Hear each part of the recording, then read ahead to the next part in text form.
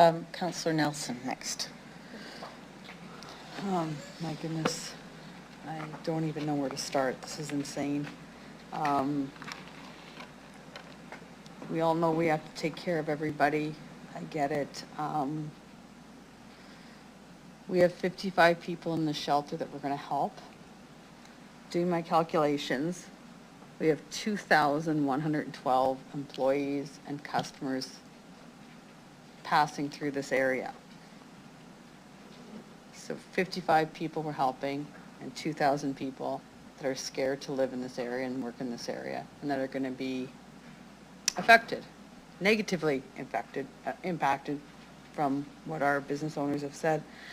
Can administration, so because of Ritz's, and so now we have a good 1 year of that, what is the demographics of the people that are served in the shelter that we have now, through the chair? Mr. Slater, or? Okay. Through the chair, thanks for the question. Although I can't tell you the exact demographic of who's currently being served, we know that the homeless population in Regina is 80% Indigenous, at least. Do we have a number of how many are addicted to drugs, who have mental illness? Has that ever been? Through the chair, no. So we don't have any demographics of them trying, so we don't know if they're addicted or if they have mental illnesses. We have no idea what they're like that way. Through the chair. Through the chair, I can broadly say that New Beginnings has supports in place for people who suffer from mental illness, who have addictions.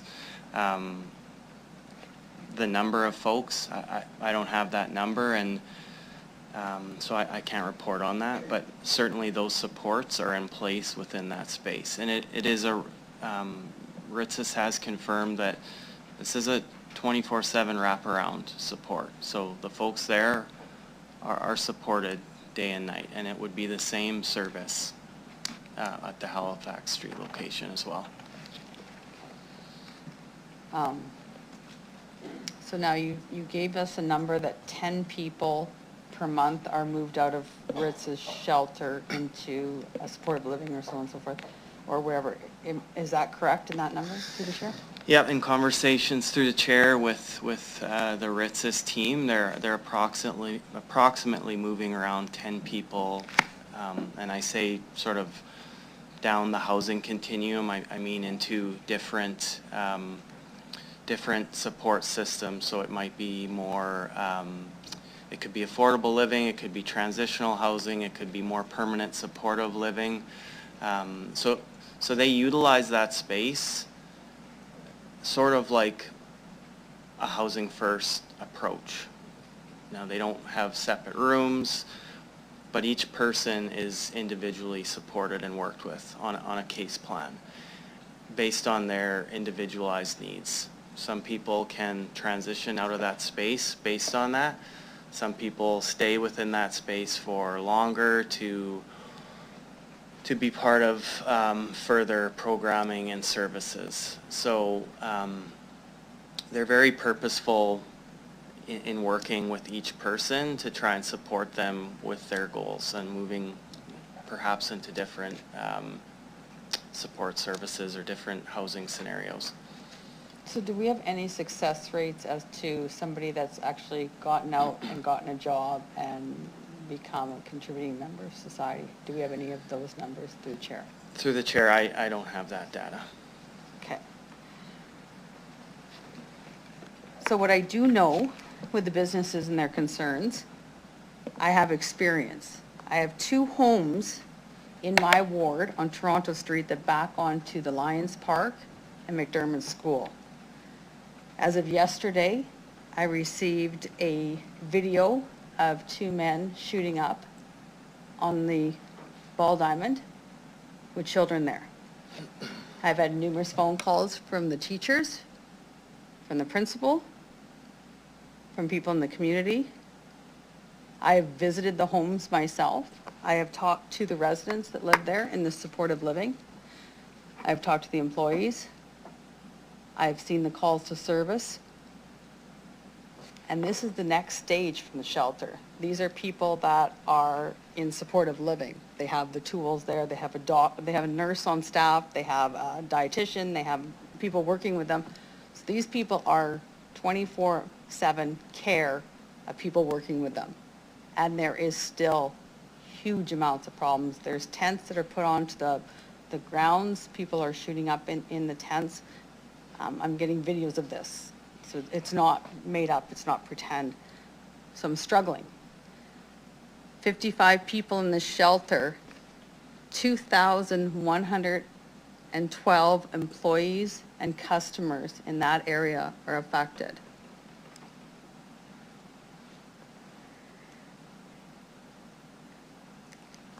I'm having a really hard time, and my goodness, I jumped on the hill to save people. I've taken homeless people into my home. I've helped them get jobs. I've worked with them. I'm still in contact with them. What I struggle though with this shelter, it's not offering solutions for people to get better. And I know from working with people, if you're a drug addict or you're addicted and you don't want to get help, you're not going to get help and you're not going to get better. So we are dishing, and I don't care if it's federal money or it's provincial money, it is our tax dollars. It all comes from our pocket. So how can we as council, and I made another number here, so out of our employees at 25 hours a week, because we got part-time and some full-time, at $16 an hour, $844,800 these businesses are dishing into our employees, into people that are paying and contributing into our society. And we're going to put that much money at risk for 55 people that we don't even know want to get help. That we don't even know are on the road to recovery. They just keep going back and forth and back and forth. And Ritz says we have these services, but we have no numbers to say we have people that have gotten better. And when I worked in the nonprofit organization, we had the numbers of the kids that got better, the kids that were in society, the kids that transitioned into working, the kids that got treatment for their addiction. I personally, and as a counselor and a form of leadership, I cannot put 2,112 people at risk, the cost of these businesses at risk for 55 people. I don't know where the shelter should go. I don't know what to do. Nobody knows what to do. But I just can't support this and be okay with this. And I don't know what to do. I really don't. And I wish, you know, I was at the police board the other day. They were talking about and praising the unit that the province has now, where you can take people and that are addicted and that are high, and they don't have to take them into police protection or police cells anymore, and they go there. Is this an alternative? I mean, it's just pretty much the same thing they do. That they're saying that they're getting services there, they're getting treatment, they're taking them to places to help them to get better. Why don't we put $6 million and give it back to the province and give it back to the feds and say, open up some more beds in there? It's a great place. Is that an answer? I don't know. But I know the people in my ward have struggled with this constantly. 120 Broad Street, beside 4 schools. I get complaints of people out using drugs. I get complaints of people out loitering beside my school and my children. And then we add Toronto Street. And these are places where people are trying to get better. Councillor Nelson, your time is up. Is it up? Yes. Okay, 1 second. So, I apologize. Administration, you guys have worked your butts off. And we've asked you to do this, and I don't know what the answer is, but I do believe that this is not the answer. Right. Thank you. Thank you.